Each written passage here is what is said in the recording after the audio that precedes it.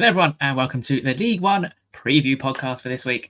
I am once again joined by Callum. Good evening, Callum. Good evening, Sam. How are we? I am not too bad, thank you. How are you doing?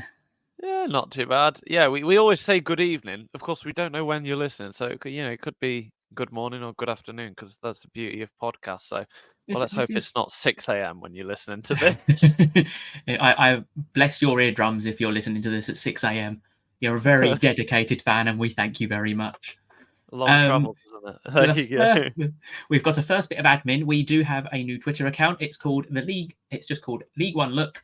So if you would like to get involved with the pod, send us your questions or just actively have a conversation with us, do follow us on X. At League One Look is the @ tag. So the second bit of admin is last week's predictions. Yes, can we do these, please? You did rather well. Get in. So you got 3 correct scores last week, which gave you a total of 13 points overall. You got Bolton to win 2-0 correct, Derby to win 3-0 correct, and Bristol Rovers to beat Orient 1-0 correct. You also got out of those 3, my favourite one. I knew I'd got the Derby one correct because I was keeping an eye on that one. But the fact that I got Orient right and I purely predicted Bristol Rovers to win that to annoy you as well, I'm very happy about that one. I don't know how they won. If their defence was any deeper, it would have been in the block of flats behind the ground. But fair play to them. They won the game, and you got 3 points in that. You also got the outcomes correct in Shrewsbury, Blackpool, Pompey, Oxford, Posh, Exeter, and Carlisle versus Reading. I only got the 1 correct score last week, which was Bolton, Cambridge, and then got the incorrect outcome in Fleetwood, Wigan, Orient, Bristol Rovers, and Northampton, Charlton, with correct outcomes in all the others, which gave 11 points, which sets the 3-week total to me on 32 points and Callum on 24. So it's narrowed a little bit. And me not being here next week, if whoever takes my space next week, one of the Yorkshiremen, if they want to continue doing this, they can feel free and you can have them points. Make it a bit more interesting going into the final stretch of the season. Are we basically saying you've given me a free hit because I'm giving you a free hit? My predictions at the start have been so horrifically bad. Yeah, we're doing that, and yeah, that's the way we're going with it. So I've got a question now as well before we get into the games. It's about Lincoln City. Who is your player of the season so far? Player of the season so far? It's a difficult one for me because, our defense has been incredible. So, it's very easy to say Alex Mitchell, Lucas Jensen, Porty O'Connell, of course, be up there as well. Ethan Arahan's been incredible. He's constantly performing at a 7 and 7.5 every game. You'd have to say, really. But in terms of the player that I think, and it's probably a bit of a left-wing shout, even though he's up for Player of the Month, in terms of Player of the Season for Lincoln so far, I'd have to say Rico Hackett. Mm-hmm. Your top scorer was 6. Yeah, coming from obviously Portsmouth, where he was kind of deemed surplus to requirement. He could have just seen Lincoln as a stepping stone, really, to see if he could get back into a top side. But he's really become a fan's favourite. So I'm going to ignore the obvious shout of Ethan Arahan, Alex Mitchell, or Pordy, and just go for Rico Hackett. What about yourself? For Orient, obviously. It is a difficult one because we've not really had like a player that you think, oh my God, he's been completely brilliant and thrown literally every other player to show his quality. If I had to pick one, I'd go Jordan Brown in midfield. For his physique, he's quite a slim build because he's still quite young, but he loves to tackle. He wins most of his duels, to be honest. He's got a really good range of passing. The only thing I wish he'd do, which he has done to be fair to him this season, is add a couple of goals to his game. I think his job is not to obviously score goals for us, but when he plays, it gives El Mazzuni a lot more freedom to play and go further forward because we have the legs behind, where if you play like a Darren Pratley, he's not that type of midfielder. You have to leave El Mazzuni back and our style of play changes. So I am going to find out for when I'm back in 2 weeks, I'm going to find our win percentage with Jordan Brown in the team and compare it to when we don't have him. He's also the dirtiest player in our team with 11 yellow cards this season, which may be why he's like our Lee Cattermole, and it's brilliant. I think, yeah, when you're in that mid-table, it's very hard to have a standout player a lot of the time, but it's all about those consistent performers. And obviously, now I've praised Rico Hackett, he'll almost definitely get injured this weekend, or just be missing the way it works. So obviously, with what I do as my job, I kind of get the team sheet a bit ahead of time, right? A bit before that 2 p.m. Embargo lifts. And for the past few weeks, obviously, the first time we had Hamilton out, I was just like, what's happened to Hamilton? When was he injured? And then last week it was McGrandles. It's like, where is he on the team sheet? He's out. So what's going on there? So I'm wondering who the player this week is going to be. Lasse Sorensen. If it's him, I will cry. if it's Lasse, I will genuinely cry. As long as he's suspended when we come to Lincoln on the 29th, that'll make me happy. Have you seen that picture of Lasse just quickly before we go on to? No. I think there was some midweek games. He did the imp pose. Okay. He basically copied the what's it called, the club logo, and now everyone's just he's officially a cult hero now. Is Lasse Sorensen? There's one Lincoln Twitter account who constantly just puts a bet on him every week to score. There's always one, isn't there, that does that? And 9 times out of 10, if they score 2 goals, they'll make their money back over the course of the season anyway, because the odds are so high.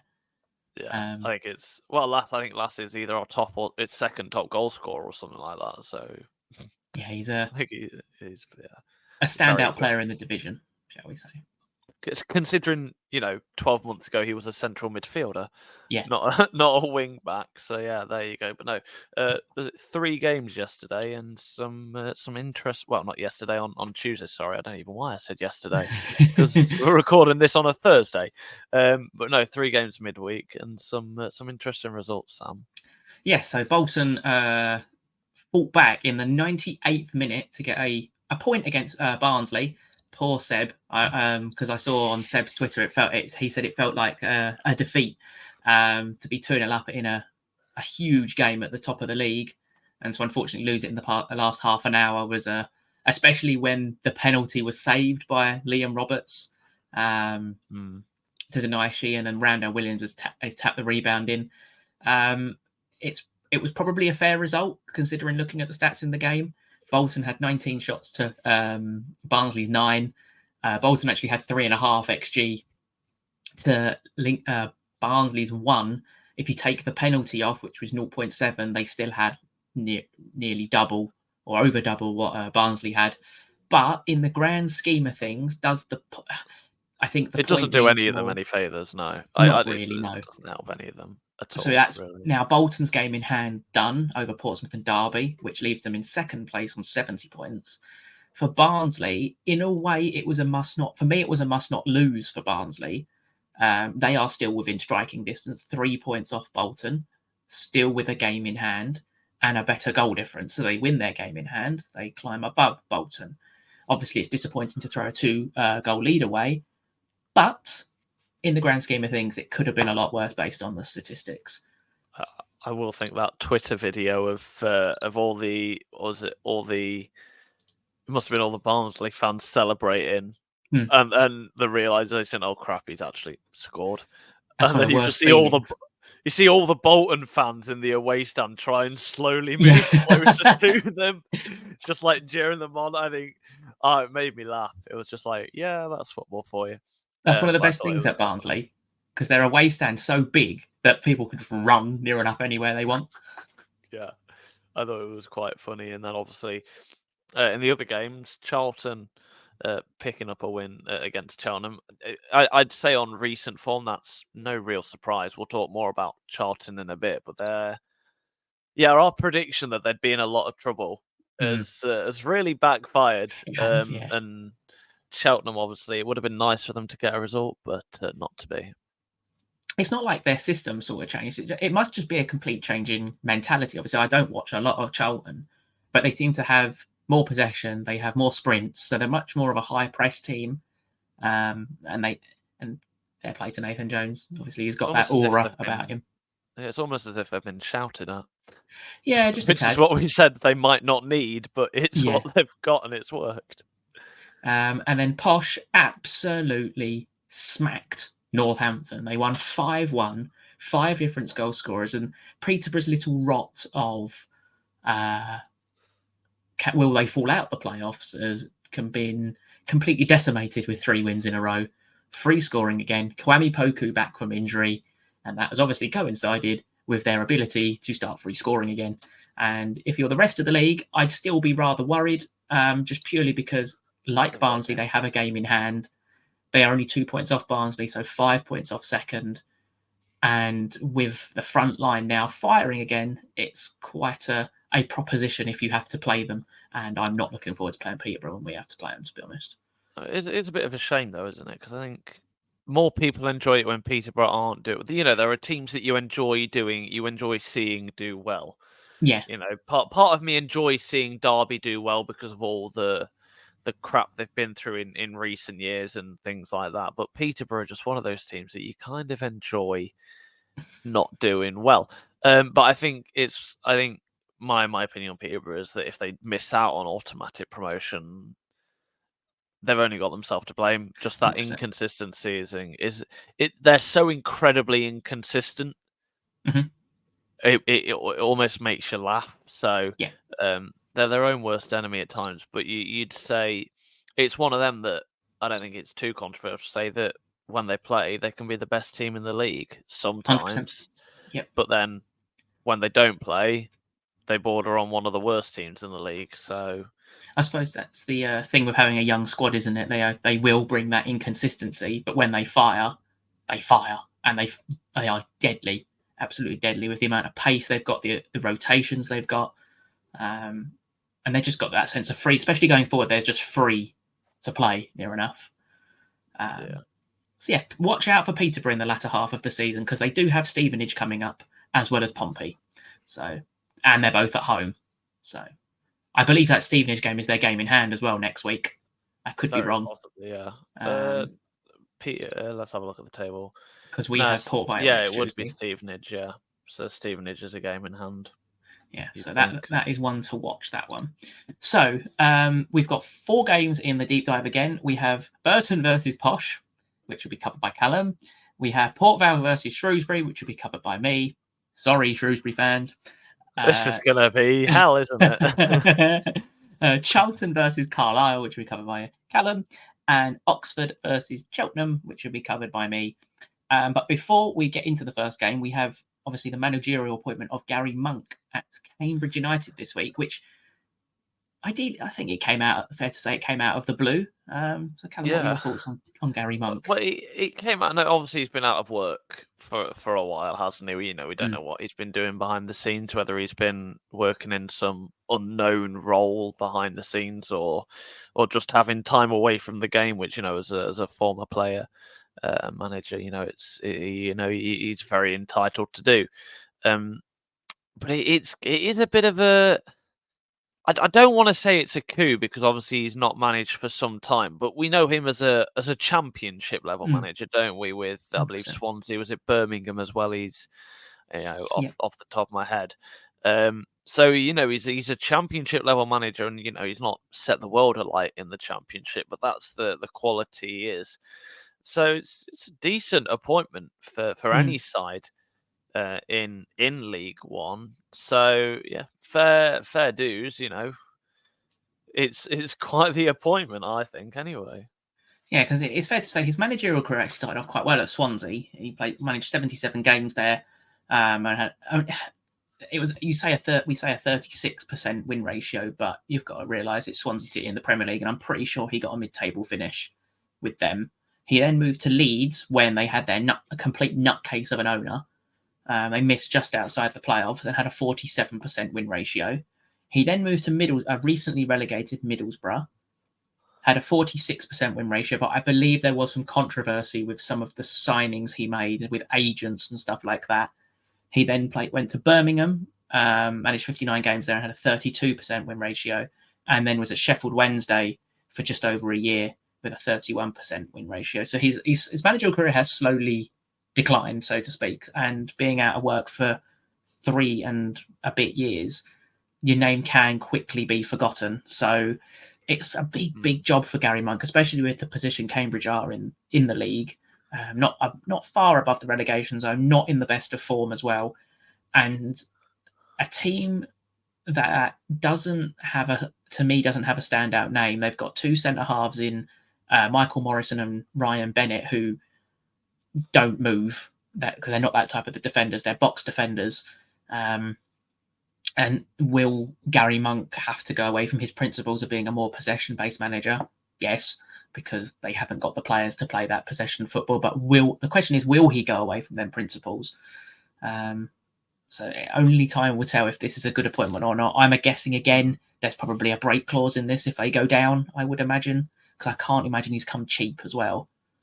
I think it's one of them. We always look at the financial state of League One clubs. Obviously, a lot of them running at a loss as football clubs in this level tend to do so. But then you look at the recent managerial appointments of Darren Moore, Nathan Jones, and Gary Monk as well. You can put into that category, and it kind of makes you look at the overall health. Well, the overall health of English football, whether that's financially probably not very much, but it also it then raises the point of for example, the Premier League has never had an English manager winning, I believe is the stat. And if we're looking at all these, I'm not going to say Gary Monk is the next big thing managerial. I'm not saying Darren Moore or Nathan Jones are going to ever win a Premier League, but these are promising English coaches, and we're seeing them in the case of Gary Monk go all the way from managing in the Premier League and doing the double over Man United and Arsenal in the same year. I think the only one to do that, or something like that anyway. It's the only time Swansea have ever done that anyway under his management, and now he's down in League One with Cambridge. Now, no offense to Cambridge, but I don't think that's where he'd see his career going 10 years ago. So I don't know. It's interesting to see these big name managers down in League One. I suppose you can look at it as a good or bad thing overall.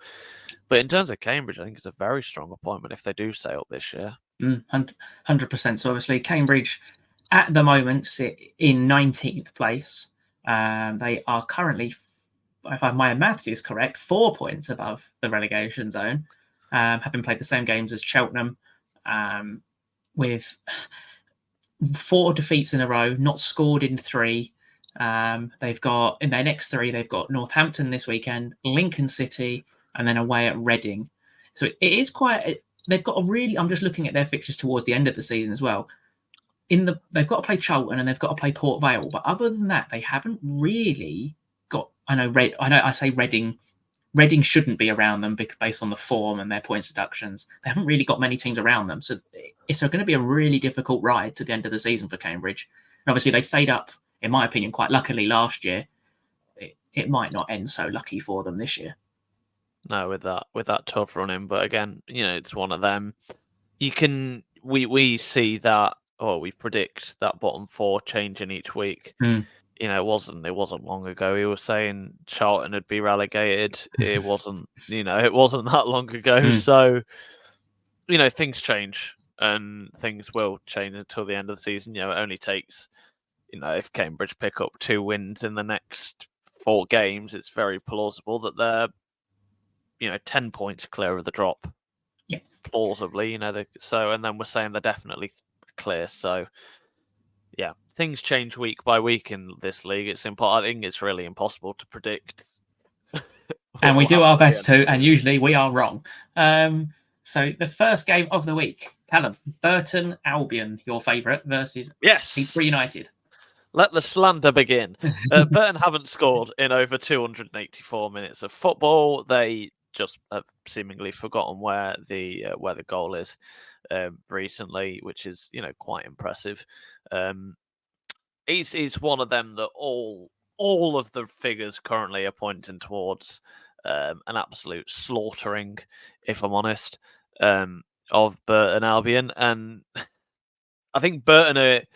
I mean, obviously, if you look at the club, I think a lot of fans there are worried about it. But the league as a whole, I think it's quite a weird one, Burton, where the fans have been worried about a relegation battle all year, but they've never really been looked at or looked upon as relegation candidates this year. I don't, for a lot of people, and they are still 5 points clear.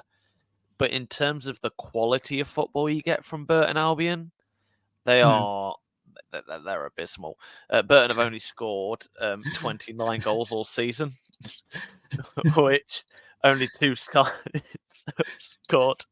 Only two sides have scored less than them. When you've scored the same amount of goals as Carlisle, it is pretty shocking, isn't it? So, it's not great, is it, for Burton Albion? And a lot of people looked at their signings, as a Lincoln fan, we were quite heavily linked with Cole Stockton over the summer, and that didn't work for Burton at all, really, did it? And he's barely found his foot. I think he's gone on loan, hasn't he? He's a Barrow, yeah. Yeah, he's gone. So that's really not worked out very well for them. It just seems like they've not found the formula at all, really. Burton concede more than a goal a game.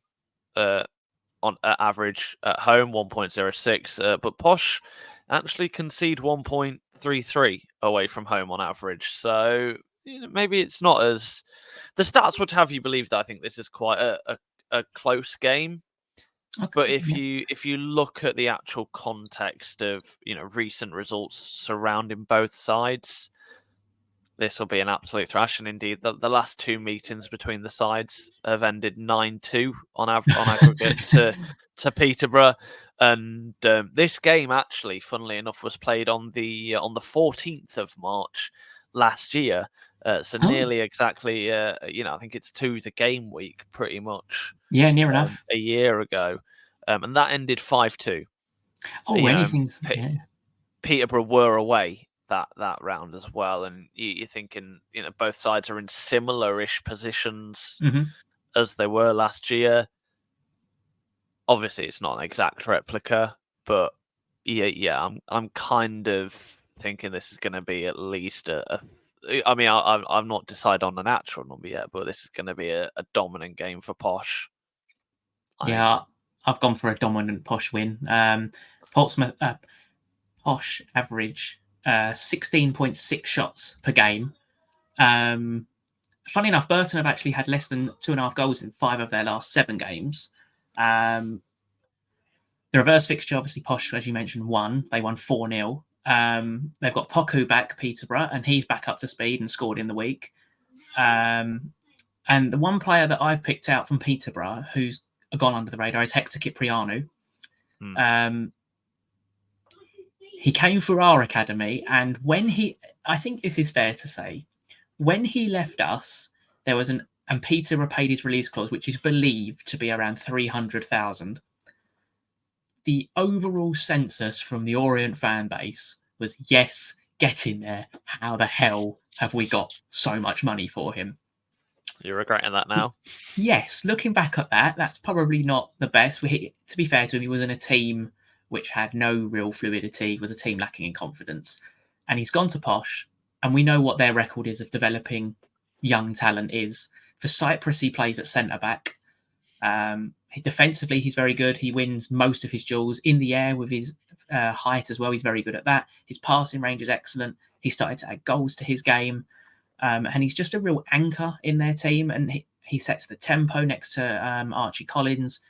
And he's just a key component of what Peterborough have been this season, spreading balls, switching the play quickly. And having somebody like that behind you who you can trust just lets the wing-backs fly on. It gives Mason Clark, gives Poku, gives Randall just that freedom to go and do what they want, which is probably why they score so many goals as well. And when you've got good ball-playing defenders as well, like Ronnie Edwards, who we all know has been touted to go to Crystal Palace and other Premier League clubs, it's a really healthy and strong starting 11 they've got. I mean, you'll have seen their win against Orient on the 17th of Feb, but their recent form, you go back to the 3rd of Feb when they lost to Lincoln at home. Obviously, they got that very Burton Albion 2-1 win against Bristol Rovers, but Bristol Rovers are Bristol Rovers. You can't really predict them to do anything, it feels like. No. Obviously, I'm not sure how did Burton play against Orient? What were they like? Were they poor and got lucky, or were you just shocking? First half, they were really bad. They were in the high street doing it in Sainsbury's somewhere. The second half, we were just so fatigued. So we dropped deeper and deeper and deeper. And eventually they did score with literally their 2 shots on target. If we were at it, we would have scored 3 or 4. But that's football. That's football. Yeah. Well, they got that. They got 2-1 against Northampton, 2-0, against Northampton. Obviously the scoreline's only 2-0, but that feels like it was quite comfortable for Northampton. You score those 2 first half goals and you kind of cruise for the rest of the game. They've lost to, let's put it this way. They lost to Carlisle.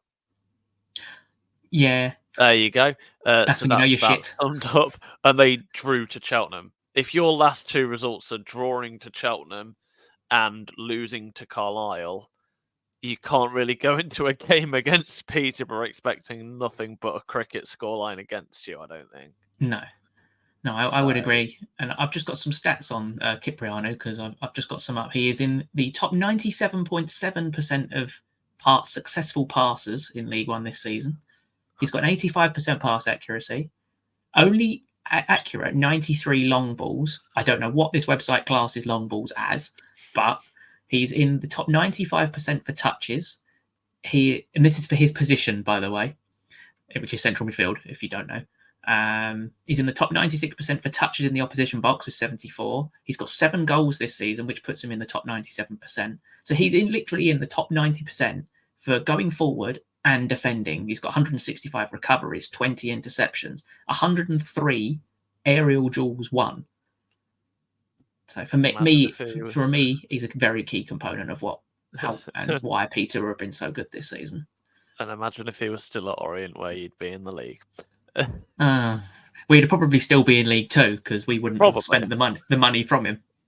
Very probably, yeah. So I think in terms of scoreline, I'm going to go 3-0 Peterborough. I think, maybe it's not going to be that clear, but I think if Peterborough don't win this, then I should give up predicting completely. If Peterborough don't win this, they don't deserve playoff football. No, they really don't.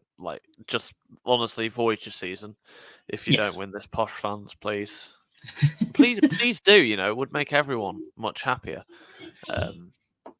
Tell me it wouldn't be more exciting to get to get a Blackpool, an Orient, or a Lincoln City in the playoffs. That would just be much more entertaining than Stevenage against Barnsley or whatever might happen. We're going on to 2 very exciting teams next in Port Vale versus Shrewsbury, but we're very quickly going to go to an ad break because I didn't realise we're actually halfway through. Nearly 28 minutes. We'll speed it up, yeah. Yeah, so we'll be back in a mo. Right, welcome back. We've got to get our asses in gear and actually get a shift on. So we've got Port Vale versus Shrewsbury next. Did you do your scoreline for? Oh no, I've gone for 3-0 as well. You've gone for 3. You're copying me. Okay. The last time we had the same score, we got them both correct. So if we just all have the same score lines through, we might get 10 out of 10. Yeah, again, you're copying me again. I see how this works. So we've got the poor Port Vale and the shit Shrewsbury in possibly the most boring game of the weekend. Port Vale have no win in 10. They create 1.2 big chances per game. They've got 7 clean sheets this season. They have 3 errors leading to goals. Their home form is 5 wins, 3 draws, and 9 losses, and have conceded first in 7 of their last 10. Shrewsbury's away form isn't much better. 4 wins, 3 draws, 11 losses. They have the joint worst away goals scored with 10, and somehow they scored 3 in their last away game. Not a clue how, but they did. They average 0.7 goals per game in total, 0.8 big chances per game. They have one of the lowest accurate passes per game in the league at 63%. They've got 1 win in 6 after Paul Hurst's first game against Northampton. people threw their arms in the air going, "Oh my God, the Lord and Saviour." Since then, they've now won 1 in 6. They've also got 3 errors lead to goals, and they have conceded first in 5 of their last 10. And Shrewsbury won the earlier fixture 2-1 earlier in the season.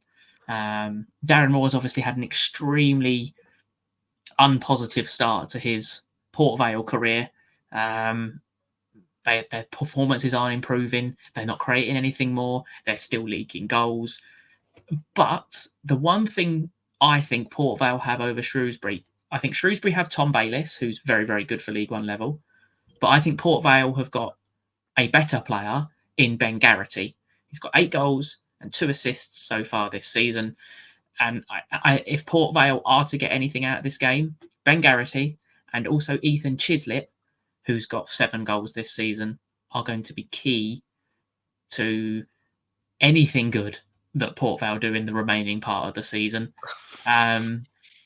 For Shrewsbury, they've literally only got Tom Bayliss and maybe Che Dunkley at the back, who are League One quality. But I've obviously tipped Shrewsbury to go down for a long time. They sit in 20th place, 4 points above Cheltenham Town. Port Vale sit 22nd, 6 points off Shrewsbury Town. This is a massive, massive football match for Port Vale. If they lose, yes, they've got 2 games in hand. But if Port Vale lose, they're gone. They'll be nearly maths. I've got to do maths very quickly. They will be 9 points off Shrewsbury. Let's say Cambridge and Burton both lose, which we think Burton will. And I can't remember what I predicted a Cambridge draw, so we'll go with that. They will be 7 or 8 points off safety, and they'll only have the 1 game in hand over the Cambridges and Burtons. And I just can't see where, if they don't beat Shrewsbury, there's going to be any sort of momentum, any sort of confidence to breed. That when I looked at this, and viewers of last week's podcast will be happy to know I've got the form table in front of me.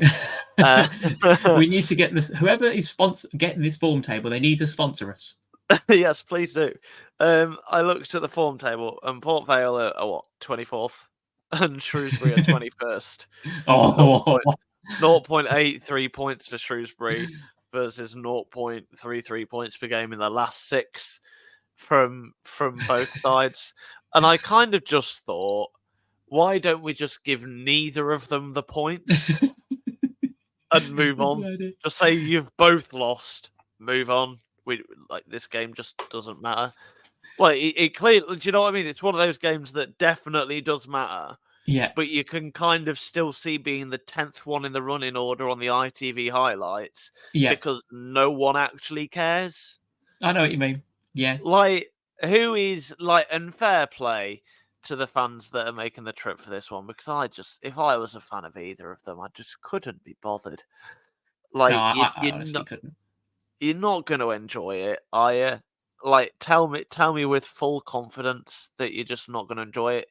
The fact that in the last 6 games, Fleetwood Town have scored as many of these 2 sides put together, and Port Vale have scored 6 goals compared to both Shrewsbury's 5 and yeah,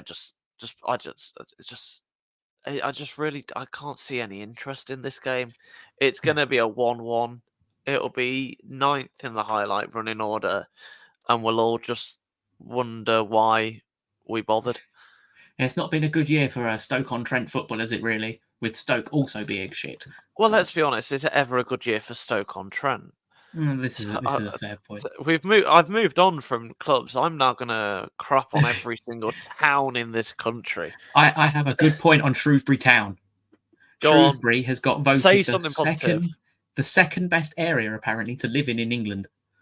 So there you go. There is your positive. No idea. It just come up on social media. So Shrewsbury Town, second best area to live in the UK, apparently. I'm guessing that's because of crime and living conditions and stuff like that. Is that according to Shrewsbury Life magazine? It could well be. Who knows? And also, I'm just looking at the expected points table. Port Vale are 22nd. and Shrewsbury are 24th in expected Oh, points. So bin the game off. It's literally a battle No one cares about this of damn the ship. game. But I've got one quick question before we move on to your next game. Who is the biggest overachievers in terms of points in the league? I was looking at this. I had the XG table in front of me, and I can't remember who it was when I was doing the prep for this. Literally, like an hour ago, I had the league in front of me. I can't remember. Something makes me think it's a Barnsley or something like that. Yeah, Barnsley are overachieving their expected points by 19. They should, based on statistics, be 14th in the league. Shouldn't Lincoln be like 21st or something? Lincoln should be 10th. Oh, okay. I thought we were like way down the table for some reason. I don't know. The team that's got the biggest move, other than Barnsley, in terms of positive movement, is Wickham. Wickham should be 7th. Huh.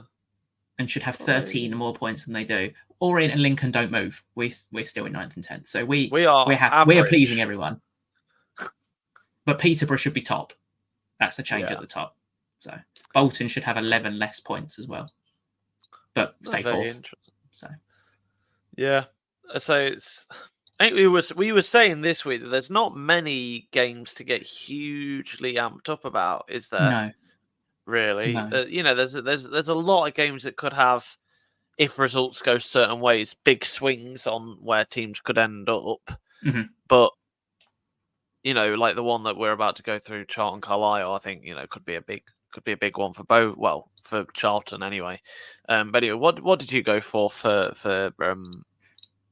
this game, Paul? We're on course. I've also gone for a 1-1 in this game. Oh, leave me alone! I do well. I do well one week, and now you copy me. I'll see how it's going. Thankfully, I did all my predictions at like 6 o'clock this evening. So you pre-do your predictions then? Yeah. Do you? I make them up on the spot. No, I actually did mine before. This is just mainly so you don't sway my mind, to be honest. Oh, because I'm doing a great job so far, aren't I? There you go. Yeah, because I could just copy all of your scorelines and then win. Yeah, valid point. You should do that. I should do that. It'd go very well for you. So the stage is yours. Charlton versus Carlisle. Well, this is an interesting one because Charlton we say this every week. They know how to score goals. They've scored the 8th most goals in the league this season, but only 4 teams have conceded more than them. I think that's kind of summed up, but in a positive way, in their last 6 games. They're unbeaten in them all, but they have conceded 7 in that run, and I think only 1 clean sheet, if I remember correctly. Obviously, they conceded 3 in that draw, didn't they? Mm-hmm. So but those 2 games slightly sway it, but unbeaten in 6 and conceding 7. Fun fact, though, do you know who has the highest XG generated for an individual player this season? For an individual player. At least according to footystats.org. Please sponsor us. I'll go with. It's probably going to be Alfie May. It is Alfie May, yeah. With 13.47. I've only won a third of their home games though, and 2/3 of their overall wins this season have come at home. So home form, if they want to be higher up the table, which they're on their way to doing, the 6th in the footystats.org form table, sponsorship pending. So they're not doing too bad. The previous meeting finished 1-1. Carlisle only won 2 games since October the 24th. They actually sit 21st in the XG difference table, so the difference between goals for and goals against, but have underscored their XG by a 0.25, with only Exeter, Port Vale and Cheltenham having a worse record than them. They sit bottom of the away table, which is quite useful for this game, considering they're away. And their goals in the first half versus goals in their second half is quite interesting. They only score 0.29 goals in the first half versus 0.54 goals in the second half, which I think is quite interesting because it kind of makes me think the pattern of their games goes that they concede 2 goals in the first half, and then when the other team just doesn't care anymore, they kind of occasionally sneak a goal in the second half. Kind of feels like how they're scoring. They scored 2 away from home against us. Yeah. So, do you know So what I that- mean? I just feel like they only score when the other team lets them. yeah, But the interesting thing again for Carlisle, at least according to what I can find, is their top assist maker only has 2. Granted, yeah, that is 5 different players, but when you've not got that one individual playmaker, dare I say a De Bruyne-esque or a Bruno Fernandes-esque figure, obviously not that quality. This is Carlisle United we're talking about. But, when they don't have that figure in the squad, like, whether that be, I use Lincoln as a comparison, on Arahan, a Hackett, or someone like that who you can guarantee will put that ball into the box. When you don't have that player, you're really going to struggle no matter how good your players are at scoring. So, yeah, Charlton, I say this game is important for Carlisle, for Charlton, sorry. Obviously, Carlisle, we already know you might as well be relegated. But in terms of Charlton, a win here could, I mean, I'm not going to say definitely secure their safety, but I think if they win this, then we can class them as safe, I think, personally. yeah. I would agree with you. The big thing with Charlton is they've got the most errors leading to goals. They've got 6 errors leading to goals, but they literally create 1.7 big chances per game. They have 1.4 goals per game. Both teams score in 7 of their last 10. Carlisle have conceded first in 6 of their last 10, and they have 4 errors leading to goals. If Charlton are on it, and that's a big if, this could be a Peterborough Burton scoreline. Like we're talking 4s. Yeah. I don't think it'll be that. I don't think it's that kind of. I mean, I see where you're coming from. I just don't think it's that kind of demolition. You look at their recent games for Charlton. Obviously, 3-1 away at Cheltenham, which you can kind of use as a comparison roughly.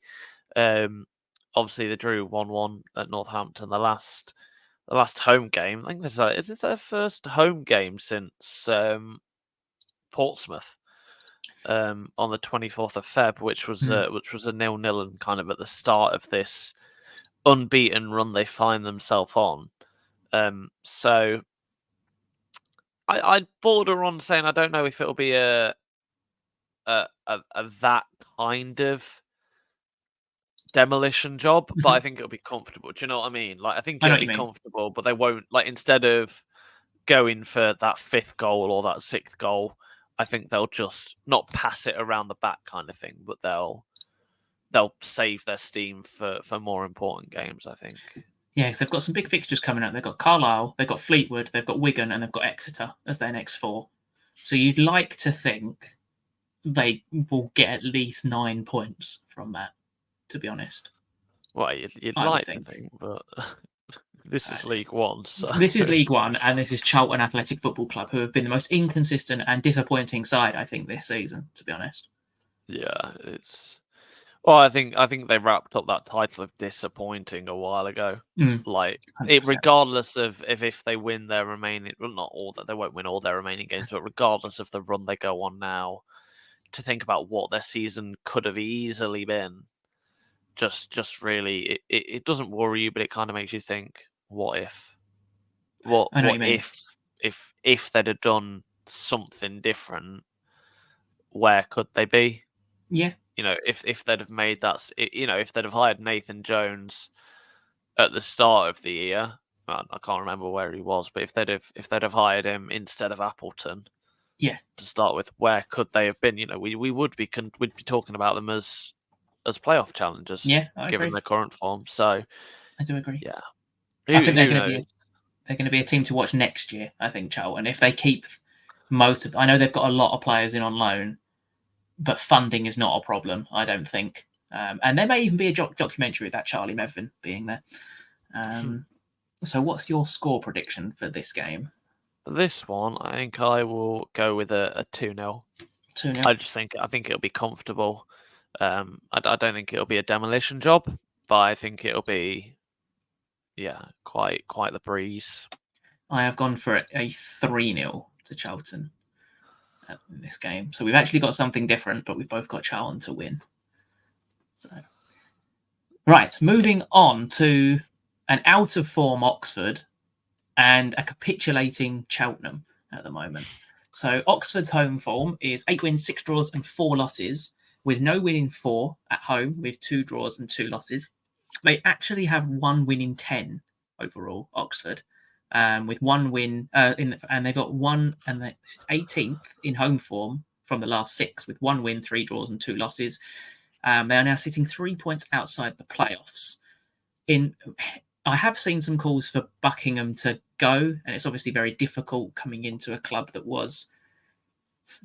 I don't know whether they were overachieving, because some of the players they do have are championship quality, in my opinion, and taking over a club where you're trying to change the style of football in a team that's performing and players that have been bought in by another manager in this project that they were building. I mean, we all said that goal from Indian, I mean, quickly, like that goal from Indian football to League One, no matter how good of a manager you are in the Indian Premier League or whatever they call it over there, you know, we had concerns at Lincoln of going from under 21s management to League One management being a jump, but Indian to League One, even League One football is a huge jump. So patience is needed for Des Buckingham. Sorry, yeah. No, that's fine. Yeah, I agree with that totally. And when I went to Oxford a couple of weeks ago, it was possibly the worst home support. I've been to about 9 or 10 away games this season. It's the worst home support I've seen all season. It was so quiet all game. And we have this, I call it Sheffield United West Ham rivalry with Oxford. So in 2000, if we don't know, in 2006 we sent Oxford down to the National League, and we scored a goal. It's called the promotion in 13 seconds. If you don't know it, Google it. I can't remember the team. They scored to level another game, and we then scored, which sent us up and Oxford to the National League. So that is literally the rivalry. Very niche. Yeah. Very niche. So Oxford actually have 1.6 goals per game and create 1.8 big chances per game. Have had both teams to score in 8 of their last 10 games. But funnily enough, Cheltenham won the reverse fixture 2-0. Cheltenham have no win in 4, though. They sit 22nd in away form for the last 6 games and have only scored 3 goals. They average 0.8 goals per game. They win 46.8% of aerial duels compared to Oxford's 53.8%. And Cheltenham have scored first in 5 of their last 10. And every game is massive at the moment for Cheltenham. 4 points behind Shrewsbury. And every game that goes past, and obviously Matty Taylor having an injury with his hamstring this week is not ideal, considering they struggle to score goals as it is. And Matty Taylor came into, and to be fair to him, he started okay at Cheltenham, but we're at a point in the season where you need a squad with, I think we've got not that many games in March, but when you hit April, it's Saturday, Tuesday, Friday, Saturday, every single week. And it's crunch time now. We're at crunch time in the season. You've got 11 games left. And realistically, Cheltenham probably need, I'd say, 16 points from 11 games to stay up. Yeah, I'd agree with that, yeah. If you get to 50. It's one of them that the form table really is confusing for Cheltenham, especially with their last 4. If you look at the last 6 games, Cheltenham are 12th. If you look at the last 5, so just get rid of that one game, they drop all the way to 18th and behind Oxford United. So it kind of shows not how deceptive the form table is, but how much just one game or one win that happened, a month ago can completely shift that form table. Obviously, it's still quite a useful indicator, but it doesn't always tell the full story. No, it's an interesting one. I think Cheltenham, dare I say, probably need the points more than Oxford. I mean, obviously Oxford, you need it to get that playoffs, but I'd argue that Orient and Blackpool are more likely to get playoffs now than Oxford United. Oxford United, now they've slipped out of that playoff zones with 10 games to go. I can't see them getting the form back that they need to. No, I can see what you're saying, because it's that point in the season, in my opinion, where momentum is now everything. You They've can got be none.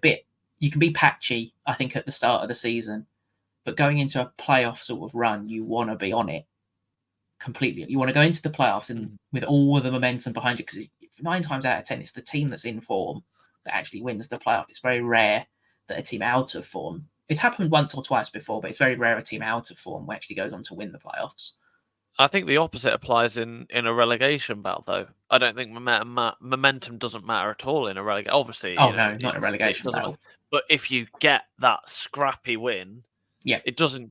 No one gives a rat's ass if you're playing tiki no. taka, Iniesta, Xavi, and Busquets in midfield style Pep Guardiola 09 football, which I grew up with. Mm. No one cares if you get a gritty Sean Dyche robot speaking ugly as hell 1-0 win against anyone. That's huge. You party Yeah. like it's 1969 all over again. So, and I think that's kind of why I've got Cheltenham to edge this one. I think Oh, it'll be similar to last year, but I think I'm going to go with a 2-1 Cheltenham Town. I that can is interesting. I can see them out. I don't know what order the goals would come in, but I can kind of see either Cheltenham Town edging into a 2-0 lead and then holding on. I can't see them coming from behind. I think if Oxford get that first goal, I can't see Cheltenham Town winning. But I can see Cheltenham Town edging it 2-1 just to get that 3 points. I do hope you're correct, because I've tipped Cheltenham to stay up. So hopefully you're right. I have gone for a 1-1 draw. Yeah. So you're saying so far there's only 1 goal difference between all of our predictions. Yeah.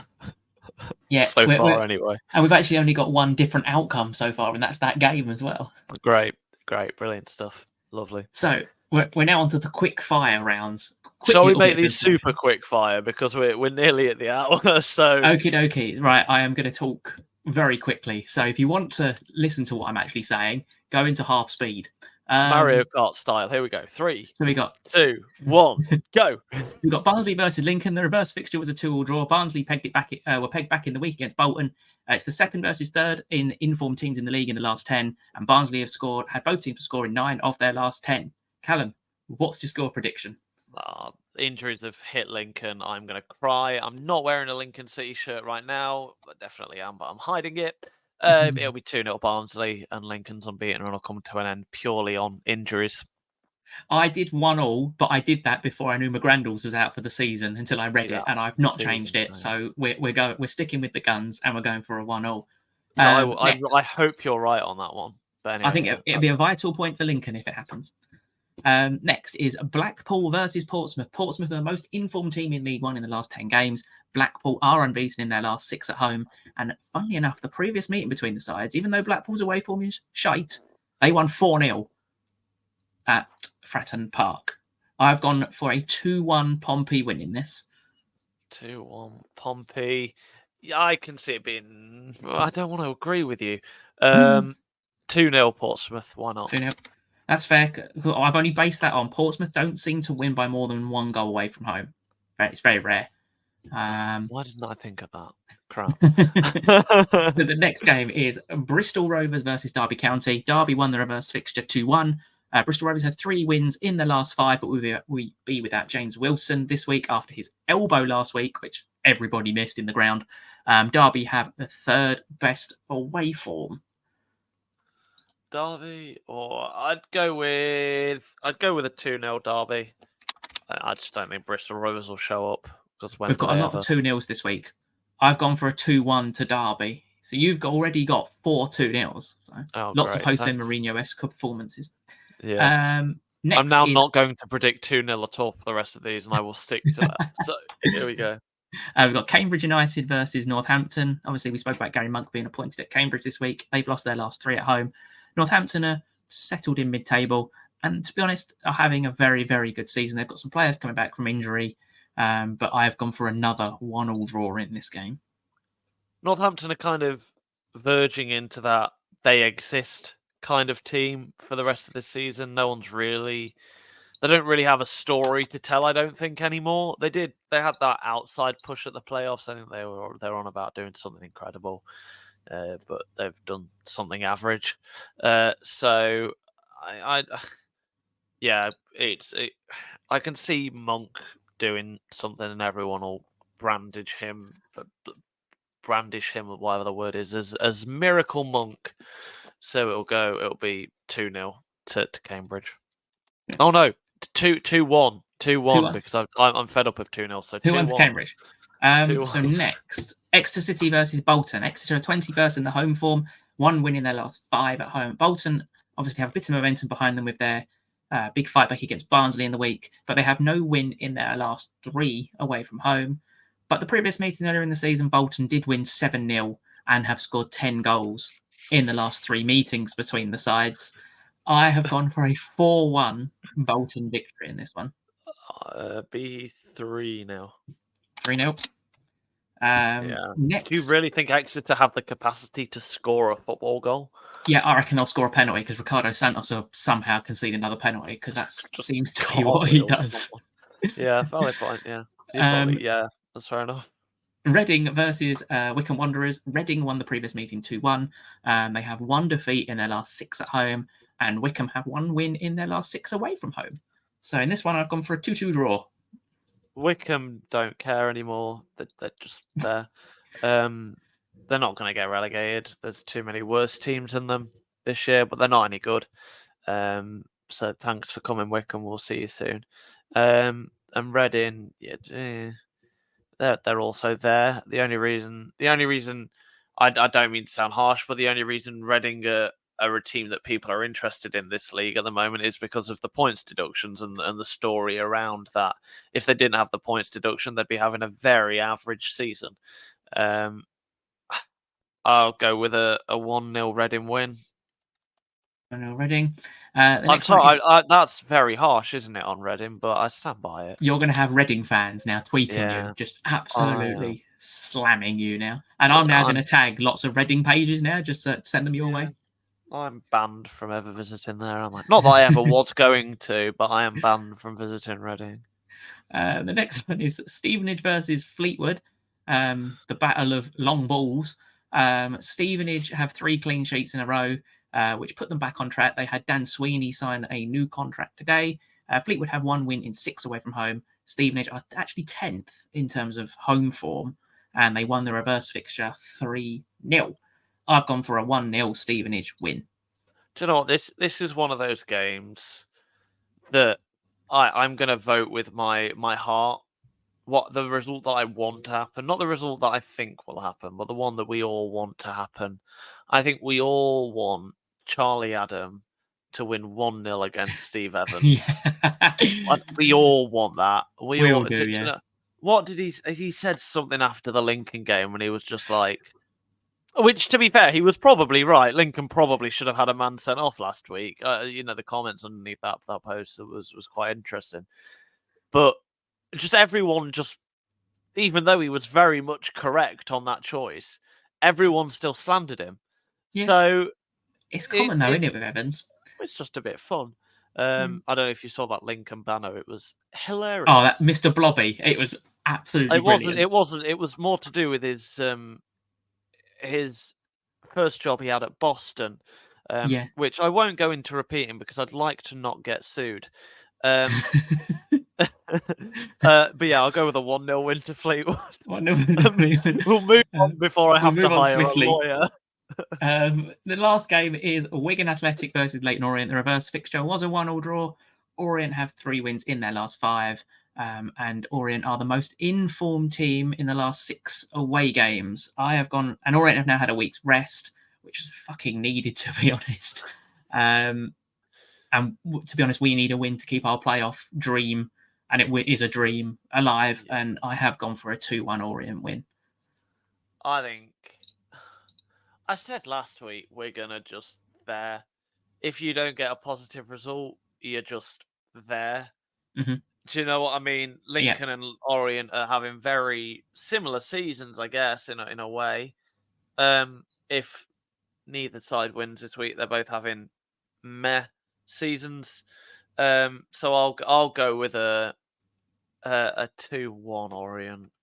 I'll be nice to you this week. Thank you. That means we are now definitely going to lose as well. Good. We can laugh. No, not good. No, I'm not here next week, so I can't defend myself either. Good.